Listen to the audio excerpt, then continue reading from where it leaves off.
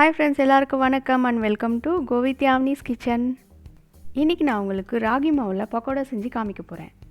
இந்த பக்கோடாவை செய்கிறது ரொம்ப ஈஸி, டேஸ்ட்டும் சூப்பராக இருக்கும் ஃப்ரெண்ட்ஸ். வாங்க இது எப்படி செய்கிறதுன்னு பார்க்கலாம்.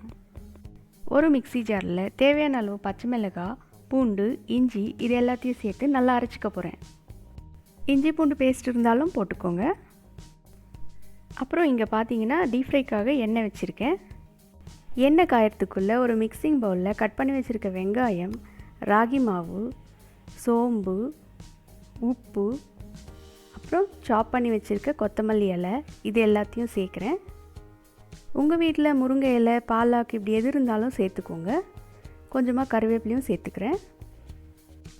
இப்போது இதில் அரைச்சி வச்சுருக்க விழுதியும் சேர்த்துறேன். இதில் கொஞ்சம் கொஞ்சமாக தண்ணி சேர்த்து சப்பாத்தி மாவு பதத்துக்கு மிக்ஸ் பண்ணிக்கிறேன். இதை நீங்கள் ஈவினிங் ஸ்நாக்ஸாக செஞ்சு கொடுத்தீங்கன்னா குழந்தைங்கள்லேருந்து பெரியவங்க வரைக்கும் எல்லாருமே ரொம்ப விரும்பி சாப்பிடுவாங்க ஃப்ரெண்ட்ஸ்.